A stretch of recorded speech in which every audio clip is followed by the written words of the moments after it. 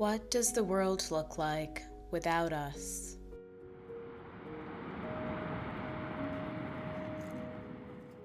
This is a place where the planet exists in its truest form. It's a place where we human beings are not the main character.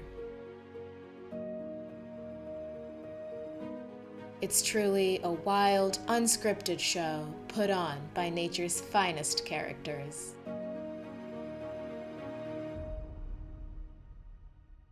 So come with me on an expedition and meet the cast of Antarctica.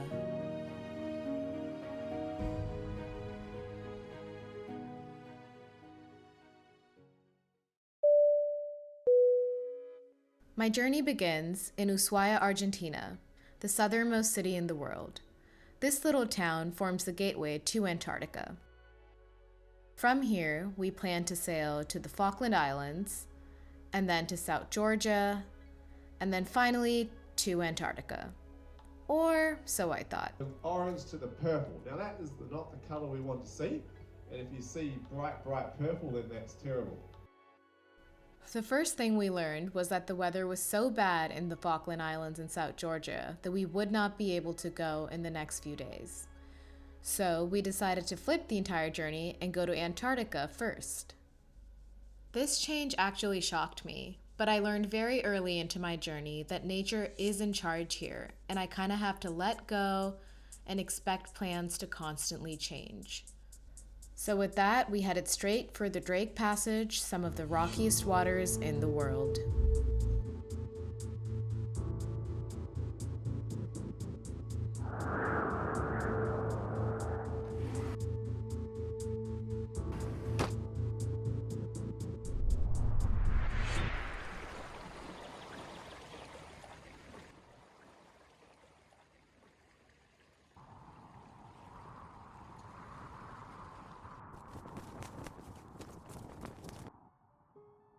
After 3 days of sailing the rough seas, we finally approached the seventh continent.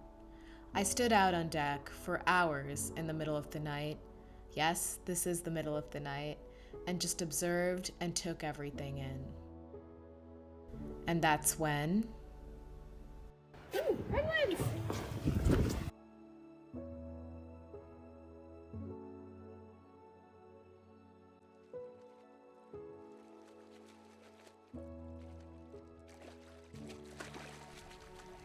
It's fair to say that my love for penguins brought me to Antarctica.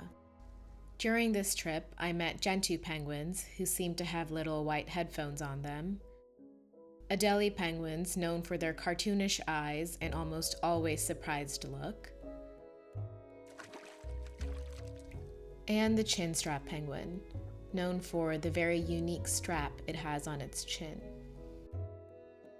These chinstrap penguins are capable of taking 10,000 naps in a day. They sleep for just a few seconds every time, and during each of these naps, they shut off just half of their brain. I really wish I could nap like that too.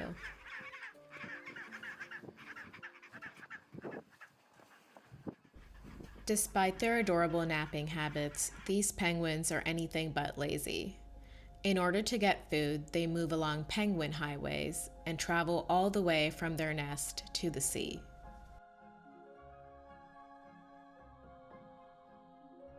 It's so cute to watch them waddle down and spread their flippers out for balance, a technique that works well for humans too.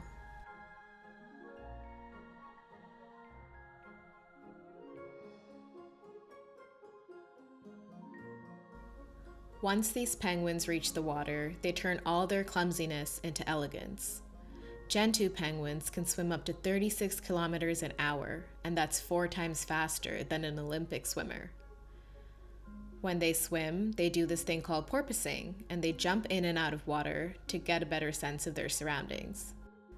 This helps them keep an eye out for predators, but also move faster because the air has less friction than water.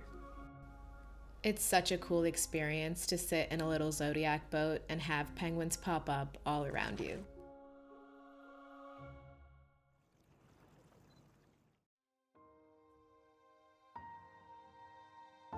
Although I loved watching penguins themselves, I was also fascinated by the stage they were on. Antarctica is home to 90% of the world's ice, and a lot of it is under the water, but what we see on the surface is breathtaking.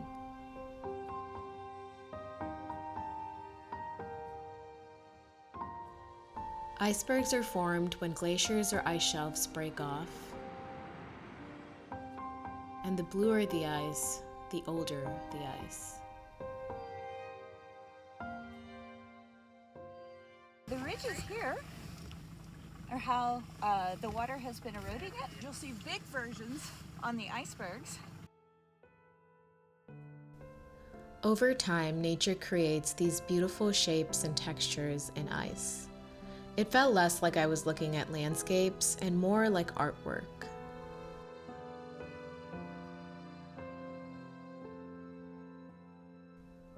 These icebergs can get really big. I was lucky enough to see A23A, the world's largest iceberg. It broke off from Antarctica over 40 years ago and has been drifting north ever since. At its largest, it was twice the size of London and even visible from space. And now it's slowly drifting into warmer waters. By the time you're watching this video, the iceberg is likely fully gone.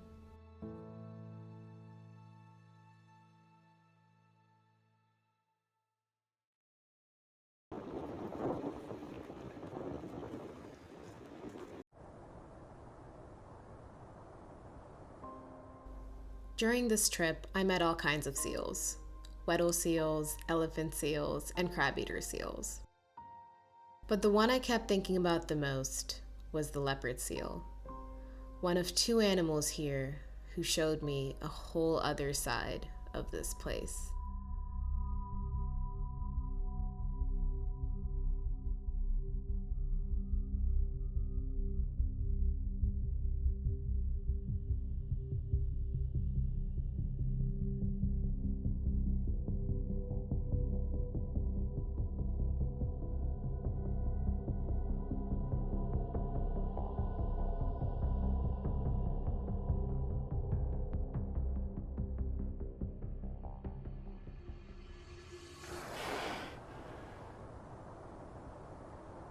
Watching something like this isn't easy, but it's a part of how this place works. Orcas are at the top of the chain, and watching them was fascinating. There's a precision in how they move, how in sync they are with each other, how they live in pods and pass down knowledge to their young. Being around an animal like this in an ecosystem so vibrant really stuck with me.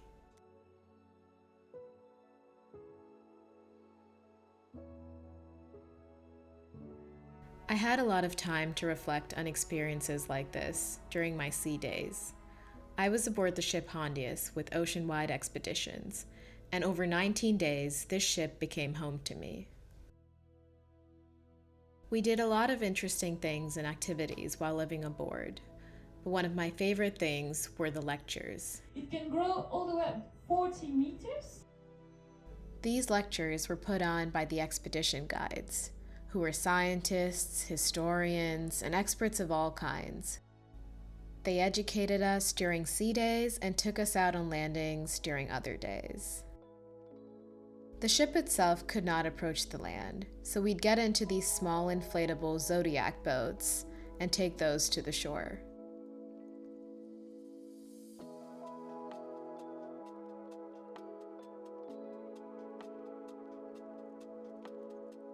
I traveled to Antarctica all by myself, and as a solo traveler, I was a little nervous at first. But something that made the trip really special were the people that I was on board with. These strangers became my temporary community, and they were people I learned with and celebrated with and experienced really special things with.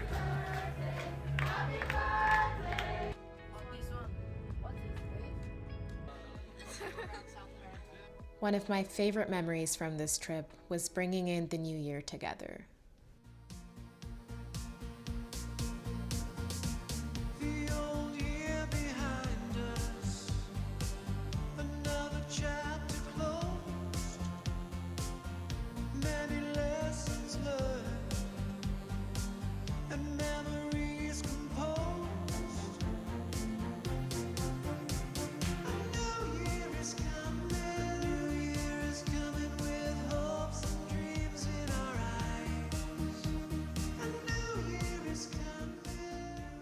There's something powerful about shared experiences like these.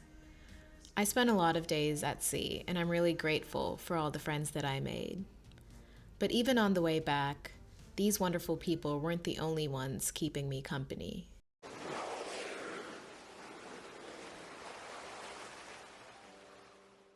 Every so often, we got surprise visits from humpback whales and fin whales. They almost never showed us their full selves, but they still brought out the most pure reactions of joy and excitement. Whoa, whale. Oh my god, yes!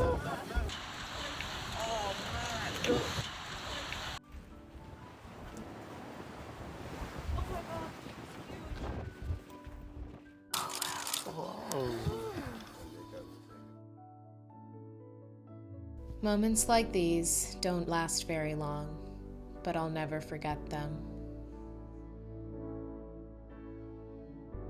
It's hard to describe what a place like this really feels like.